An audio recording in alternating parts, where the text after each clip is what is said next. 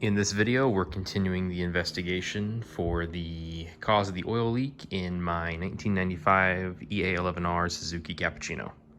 So Garen is almost here. He's going to be helping me get the transmission, prop shaft, and all the heavy lifting stuff that I can't do by myself in. So while we wait, let's go over kind of where we are. All right, so I've cleaned up the transmission a bit. So underneath there, this is the area where the leak was happening. So cleaned it up a little bit with some brake cleaner.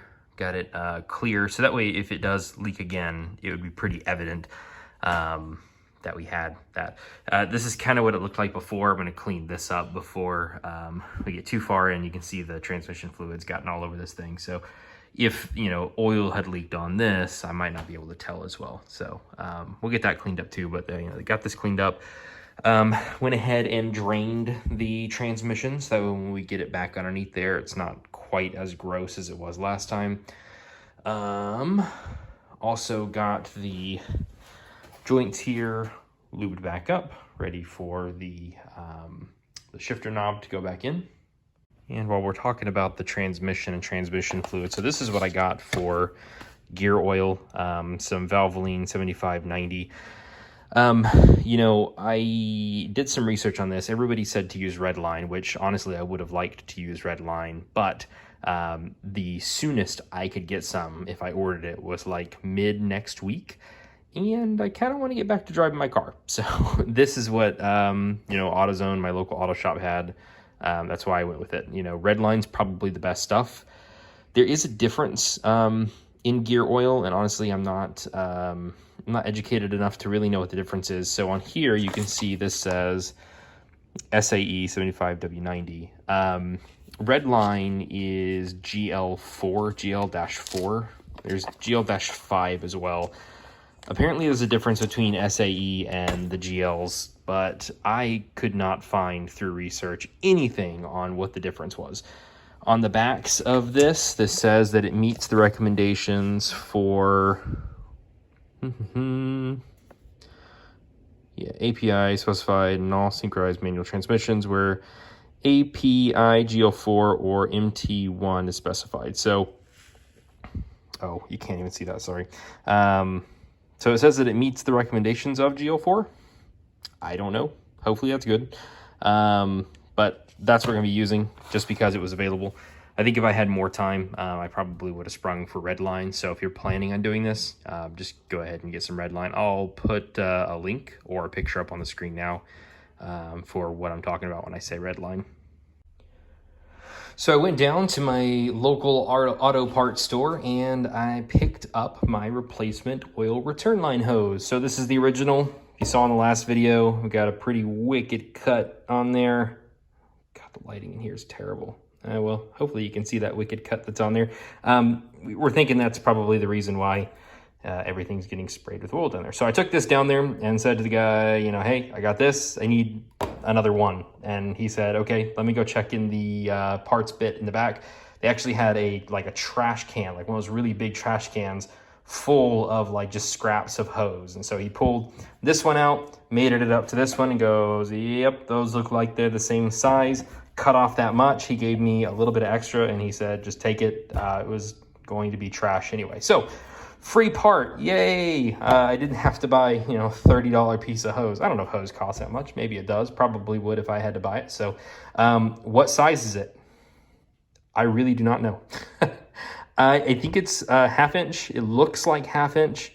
I really don't know what size it is. I really would just say if you are replacing this, go down to your auto parts store with this hose in hand and hand it over to him. Or just get some ½ inch. I mean, look at that. That looks like ½ inch. I don't think I've got anything on my bench here. It's like standard size. Oh, here we go. Yeah. Everybody's got a toothbrush, I hope. Toothbrush. End of hose. Yeah, it looks about ½ inch, I think. I would say go with ½ inch. How expensive is hose? We just had that conversation. Now, the one thing I don't know is this was on the factory line. I just don't know what it does. Like, I get that it's a slinky. I just don't really know why you would need this on the line. I mean, it hangs vertically. It's not like it's being supported horizontally. Maybe it adds some rigidity, but I mean, look at this thing. I don't really know what it does. I'm gonna put it back on there. I'm gonna clean it up and put it back on. I just don't really know what it does. If you know, put me a comment down below, because I tried to research spring on oil hose line cappuccino, and you can probably guess what kind of results I got. All right, so what do we got to do to get this hose on, and where does it go, just in case you didn't watch the other video? So what we're looking at right here, this is my oil filter. Super tight down here, sorry. There's my oil pan to the right. There is the catalytic converter downpipe, and right here, that line right there is the oil return line, and up there, on what looks like the back side of the turbo, is where it's coming to. So basically, we just got to put this hose coming straight down and then hook it onto this oil return line. There is virtually no good way for me to film this, how tight it is. I mean, my camera's basically sitting on my face right now to film this with how tight it is down here. So if I had a lift, this would be so much easier. Let me show you something. I can figure out what I did with them.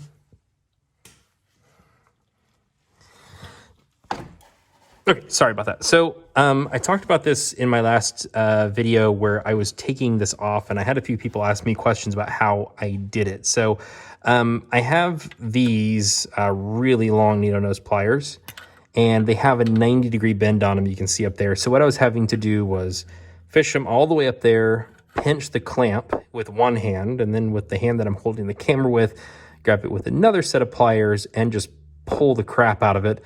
It did not want to budge off that nipple up there. And when it finally did, smacked my elbow directly into the concrete. Felt really good. So I don't know, wear elbow pads if you're going to do this, or use a lift. Either way, now that it's the reassembly time, I'm thinking I'm just going to put the clamp on there and grab a set of pliers, grab a hunk of the pipe, and just try to shove it onto that nipple while squeezing the hose clamp. I'm not so sure how that's going to work out, so I'll try a couple different things. Again, I don't really know the way I can get a good camera angle on here. You know, I'll try before I get started, but if you don't see it, that means I couldn't do it. Okay, putting the new one on wasn't as bad as taking the old one off. So basically what I had to do was I went ahead and put the hose clamp up in there on the pipe, and made sure it was low enough to not be where it's going to be running into the barb or the nipple up there on the piece I'm connecting to, and slid the pipe on, and then got my needle nose pliers up there, pinched the end of it open, and then I had a really long flat blade screwdriver that I was kind of working up the other side to kind of walk it up the pipe where it needs to go. So now, giving it a couple good tugs, it doesn't seem like it's really going anywhere. From what I can tell, this is just a gravity feed line. I do not believe this is under pressure in any way. So maybe if it was a pressure line, I'd replace the hose clamp that I have up there. But I think it's okay. And honestly, okay, so let's say I get all this stuff put back together and it starts spraying oil up there. I'll take the pipe off, go get some new hose clamps, and replace it. That won't be that hard. So he did give me some extra, like I said before. So what I'm going to do now is cut this pipe right about here. That way it's got good contact. We want to make sure that it at least goes past the flat surface before the bend here.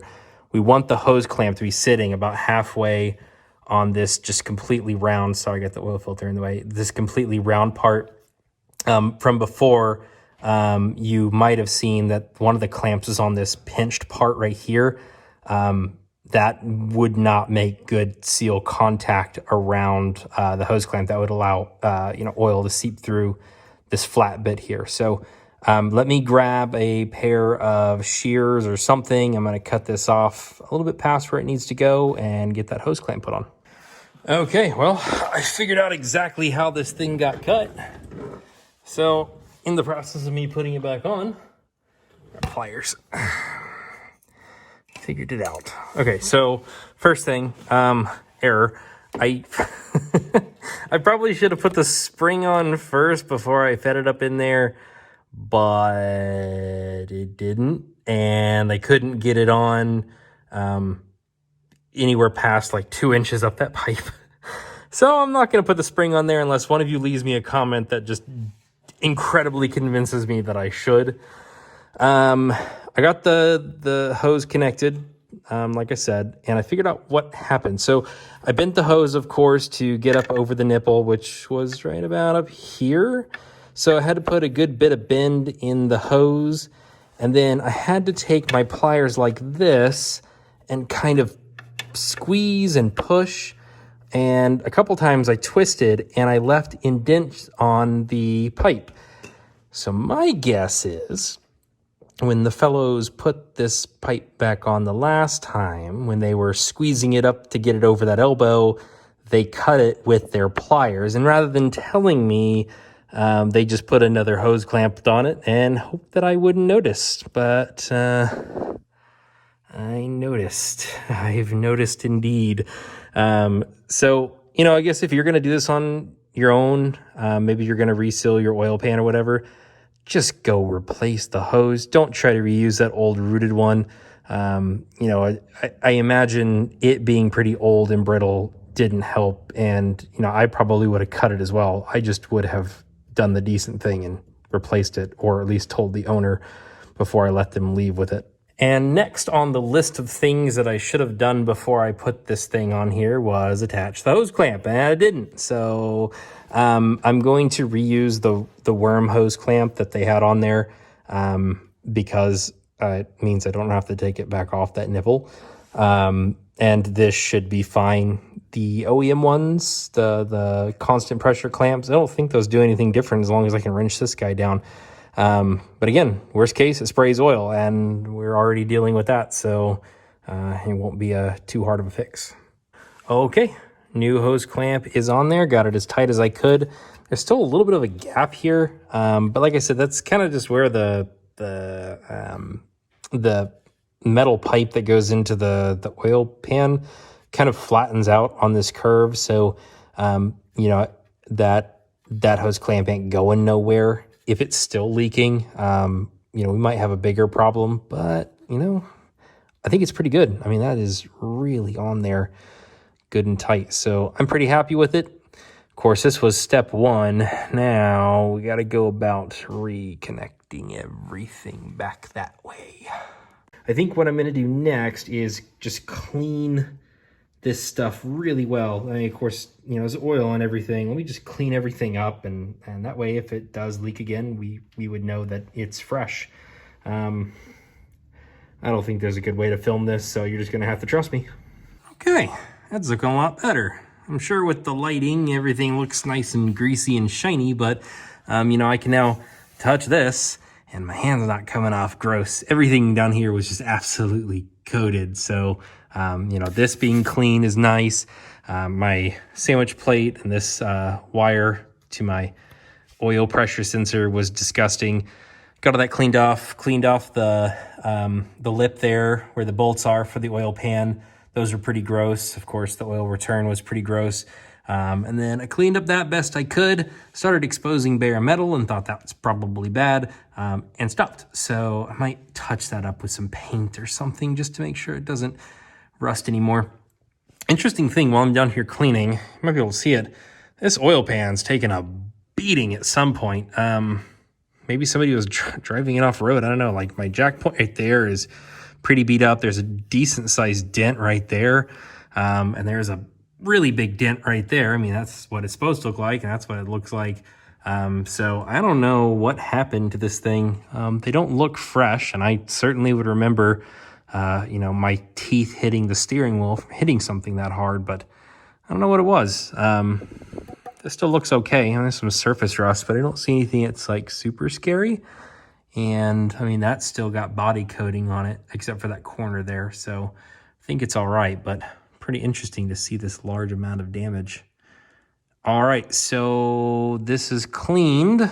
I think I am now just going to be waiting for my friend Garen to get here to continue reassembly of the transmission. All right, so transmission is going back in.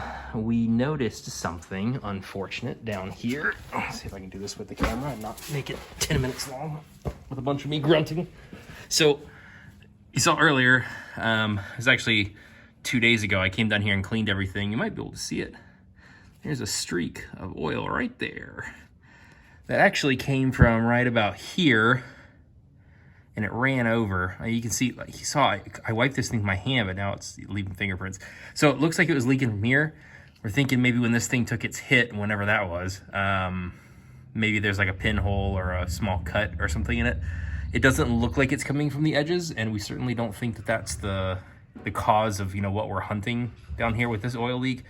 So we're gonna put oil back in it and run it for a few days and see if that leaks again. If it does, then we can just put some JB Weld on it. But again, that's not really what we were hunting. That most likely is not the cause of our problem. So we're gonna keep pressing on. Next up is getting the transmission in. Okay, so right now we are trying to get the transmission back in, which this is one of those things, like if it was just you by yourself, I don't know how you would do this. I don't know if you could do this by yourself. You've got to get it up on one end, and then the whole thing has to like rotate clockwise, anti-clockwise, whatever, to get into position. You got to make sure that the starter spline and the clutch spline, the drivetrain spline, meets up. And what Garen's doing right now is the throwout bearing keeps popping off because we keep knocking the lever when trying to get this thing back up in there. This is popped off again. This is, I was gonna say, the second time we've been doing this. Is actually the third time now. It just keeps popping off. So I might go get the service guide and see if there's a correct way to do this. All right. One other thing we had to do.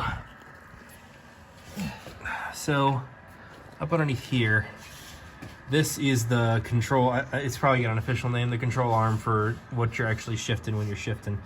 We took this bolt out, which is the lower one. It's also attached up there, but disconnecting that bolt allowed us to twist this entire mechanism to get it up past the exhaust hanger there. So probably would have been a hell of a lot easier to do that with this thing out, but we really didn't feel like putting the transmission back on the ground and starting over. Yeah, the issue we ran into was the shift lever over here, the selector lever, was moving. It was hitting the wall here and pushing in, which was releasing the throwout bearing and causing the throwout bearing to come off. So we had to remove that, put the jack under here, and slowly but surely we're hopefully going to move this up without throwing out the throwout bearing again. That makes sense. And wish us luck. Oh yeah, we also did put the jack underneath here, underneath the transmission. We're not having to hold it anymore. Oh, that is super blurry and you have no idea why, sorry. But I might have oil on the lens. But the jack is helping us not to have to strain our arms to hold this thing in place doing all this stuff. So probably would have been easier if we just did that to begin with. Get some of the gunk off this so it doesn't look like it's leaking later. All right. Okay, so I got the transmission on. If you're sitting at home right now thinking to yourself, boy, I bet I could do that by myself. Don't. Think again. This was, holy shit, hard.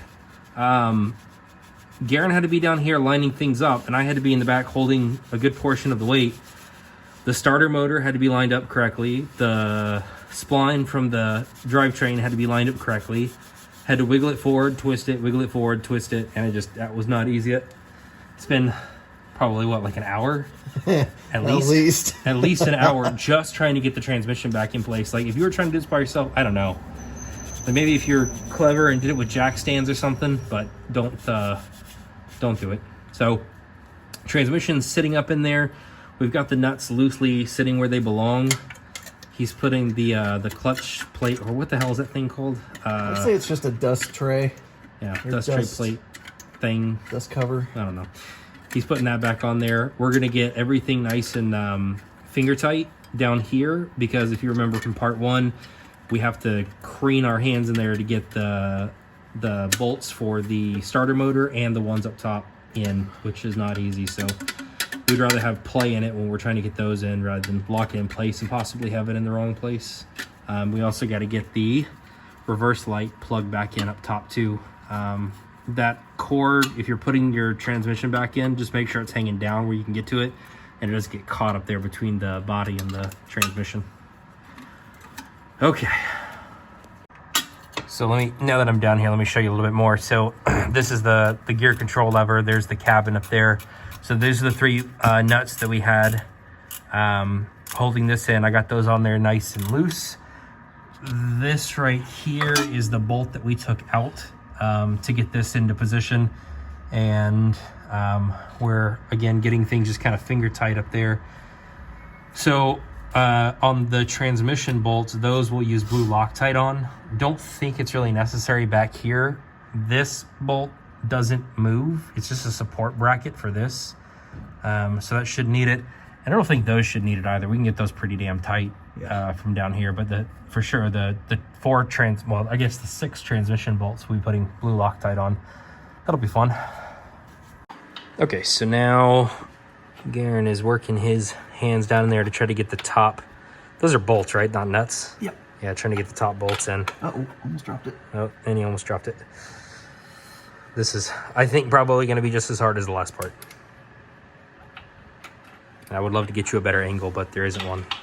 I can show you. Bolts in. Oh, never mind. It was easy. This is simple. Do it by yourself. Anybody can do it. So Garen is working on the, scoot under here, working on the reverse cable, trying to get that matched up around the transmission. And I'm going to mount up this bracket that holds this in here. And I don't know. I'll scratch the hell out of my screen. Let's see if that works. Huh, there's a little arrow on here pointing it in the right direction. That's interesting.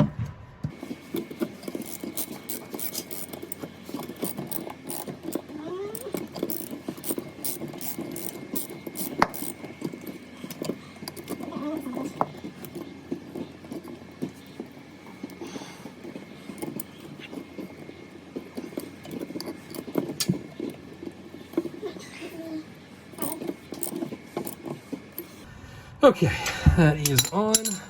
So now I probably need to get the jack underneath here and push up to get this lined up. Let's do that. All right, so I got that bracket put back on. Garen got the reverse light connected and the starter bolts started. Don't worry, we already had a chuckle about it. So I'm now going to put Loctite on the nuts on the bottom side of the transmission here and get those put into place, and we'll finish tightening the ones up top. So we talked about this when we were talking about the disassembly, but we didn't actually show it. I'm gonna try to show Garen doing it. So right now he's trying to get the starter bolts back in where they go, and they're already in there hand tight, right? Yeah. Yeah. So you can kind of see he's having to get an extension up through the tunnel.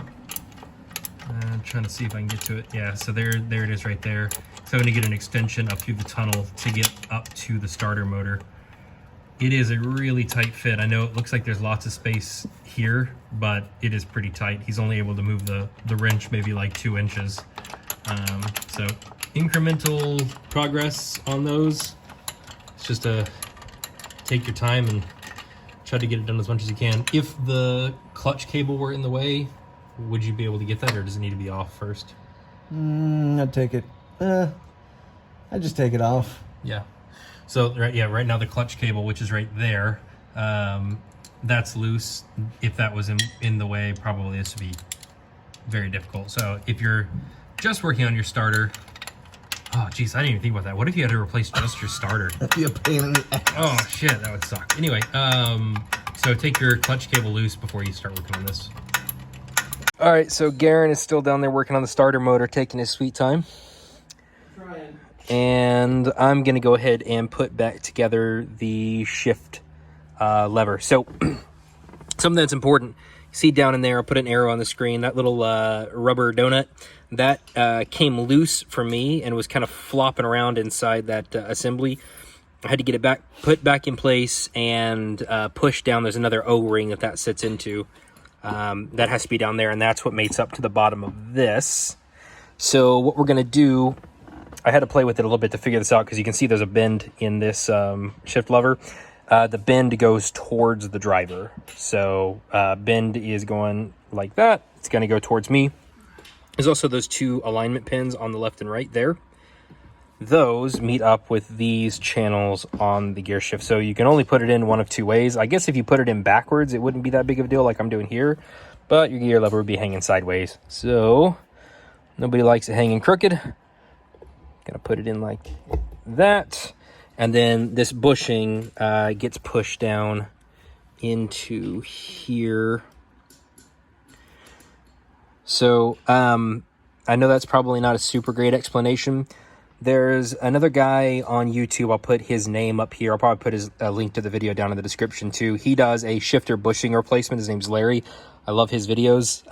He actually, on his video, I looked up to make sure I had these bushings and stuff in the right direction. So if you're doing this, or if you are replacing your bushing, go check out that video. It's very good. So now we got to take and put this rubber sleeve back over. So this is what pushes down to hold this in place. So we're going to work that over that. And then these edges push down underneath the body lip.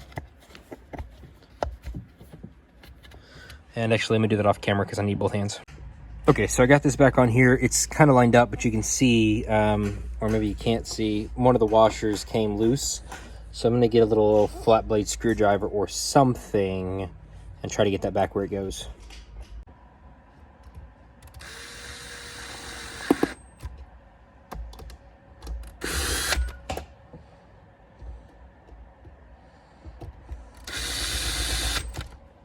All right, let me do the rest with the ratchet. Okay, so now this rubber seal sits down on top of here. Get it lined up over the bolts. Good enough. This is just to keep dirt, debris, and some heat coming from up in the cabin. And then put the big metal washer on. Tighten these down. Did you get it? I'm gonna see if I can get it from the top. I got the bottom one.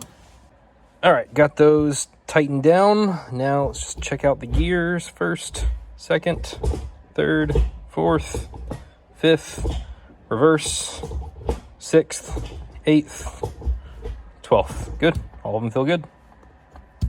Hooking up the clutch cable now. So I had to look at the service manual and see this. So basically we load the spring with a washer on either side before, and then we fish this through here, and then you get this barrel that goes on the end.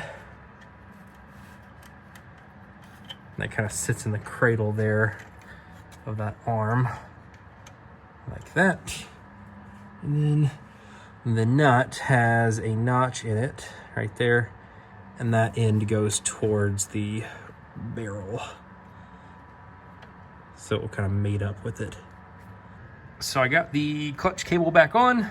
Let me zoom out some. There we go. Got the clutch cable back on. The paint that I put on there, that I advise that you put on there, I think I took the nut off too soon and it wore all the paint off. So it feels like it's good and tight. So we're gonna go with that. Can always make adjustments. If you want it to be softer, back the nut off. If you want it to be tighter, keep putting the nut on. While I was doing that, Garen got the prop shaft back in. How hard was that? Was that easy? Super easy. Super easy. So not too complicated. So now we are going to get the shielding that he's holding. That goes in next. So that goes between the drive shaft and the exhaust as a heat shield. So I don't know which way it goes in. Oh, there's a, let me turn you over. Makes no sense for you to be upside down. So that hanger has the cavity on the side of it, right? Yep. So it'll really only go in one way. All right, so we're gonna get those bolts put back in, and then next is the exhaust. So earlier, when Garen first got here, he said to me, you know, we should probably put the drive shaft in the transmission. That way we can fill it up with transmission fluid while it's out of the car. And I said, nah, because I'll film a video of changing your transmission fluid. Now that I look at it, that's gonna be a pain in the ass to get to. I don't know how I'm gonna get my squeeze bottles up in there. I guess if I had a pump, it would be easier, but we'll see. Okay, so got the shielding up in there. Can barely see it up there. And now we're gonna put the exhaust hangers back in up here, and then I'll do the ones in the rear. And then after that, there's a bolt there. And then there's the two that connect up to the cat downpipe up there. I still say we should just leave it open and nasty. That'd be so loud at the cat. It would be so loud. I think your back ones are maybe There's one down. There's one down there. I gotta reattach. All right, we got this bolt goes up in here. Yep. And then we got two Yep. up there on the cat. All 14s. I already told them all this, Garen. Oh gosh. Got the exhaust most of the way hung up. Got my end back here all done. He's finishing up there. Honestly, this job's going a lot faster once we got the transmission done, yeah? Oh yeah, easily. I think that transmission's really the hardest part, and then this stuff, I mean, it just seems like we're knocking it out pretty quick. No, I guess if you were just going to do exhaust, or if you were just going to maybe bust your knuckle. Busted my elbow. I did that taking that line off. Oh god, that hurt. Yeah, if you were just doing one of these parts without taking that transmission off, it wouldn't be that bad. But if you're doing the whole thing, helps to have a buddy. Exhaust is on. Good. Hang on it. Okay, so now we got to do the shielding over these. And then are we done? That's it. Oh, we got to do oil. Oil. Is the transmission fill plug going to be blocked by the plate? No, you. Oh, yes. So let's go ahead and wait on that. Okay. So, yes. We're pretty much done. Pretty much done. Because you don't necessarily need this plate. I mean, I don't have one. Yeah. I don't think. I mean, I've got a better exhaust, so you've got flex pipe. So. I've got straight pipe because I'm a man. I don't want to mess up my nice, probably expensive Suzuki exhaust. You're going to have 3 cylinders. You got to make all the noise. Yeah. All right, so we'll refill the oils and fluids and then see if it works, I guess. All right, transmission is full of fluid, and is my hair and my beard and my hoodie and everything else I'm wearing. That was fun. The new stuff doesn't smell good. It smells awful. It smells like rotting meat. I don't like the smell of transmission fluid. We got that done. The oil fill plug just got tightened. So now, really, to get this thing driving for a test drive, we just need to put some oil in it and then go drive it. We're almost done. Okay, that is it. So we haven't put the, walk around, haven't put the bottom plate back on just because if there is another leak, I want to be able to see it. So I'll put this on later. It's not really hard. I mean, it's just a few bolts. So it's nothing too crazy. That's something can do at another time. My garage is a mess. So put the bottom plate on later. We took it for a test drive down the road. Everything ran just fine. Oil pressure, I got an oil pressure gauge. It didn't show any fluctuations in the oil pressure. We did only put 3 quarts of oil in. I'm sorry, 2? I don't remember. We put it in a mountain, not as much as they're supposed to be. Just enough to run it down the road after we filled up the transmission fluid. Drove great. Everything felt good. Clutch felt good. We were a little worried that the throwout bearing might have been crooked inside the bell housing because of all the trouble we had, but we didn't. Everything felt just as good as it did before. If anything, the only thing that feels different is my shifter because I tightened it up and everything. It just feels different. Doesn't feel bad. So that's all good to go. Hopefully, At this point, I don't know if this is the end of episode 2 or 3 of this oil leak hunt. I got to see how long the video is going to be, but hopefully this is the end of it. I'm going to let it run for a few days, driving it to work and back, and then checking underneath it to see if it's leaking any more oil. I don't think it is. We think that it's probably good. So fingers crossed. This is the end of the series. Hopefully you learned something, or it was entertaining enough just to watch us go through this. We're both happy that we did it, even though it's a hose that we probably could have replaced in under 15 minutes. So thanks for hanging out with us and watching, and we'll see you on the next one.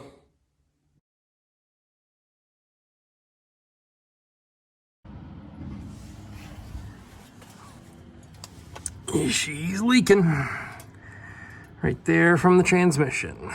So it looks like it's kind of coming down from this bolt here and running down the transmission bell housing.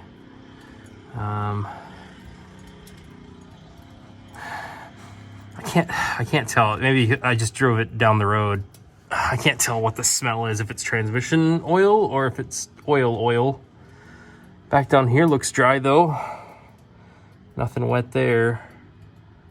So it's certainly leaking a good bit right there after my last drive. So I don't know what that means. All right, so done a little bit more investigative work, and we took off the dust cover. It's on the back side of the transmission here. And I sat down here for a little while and I watched a bead form right there on the edge of the oil pan. So I don't know if that means that that's the oil pan sealant or if that's actually the rear main seal. We've kind of already talked about why we don't think it's the rear main seal, so I still really don't think that's it. I'd be more inclined to think that it's the sealant on the oil pan, but who knows? We'll keep digging. For now, I'm done. For now, I'm done with this. It's leaking a little bit of oil, but not a ton. So we're gonna have to dive into this project later. So eventually, we'll be shooting a part 3 and or 4. Depending on which end of which video this is. Well, wish us luck. Till next time.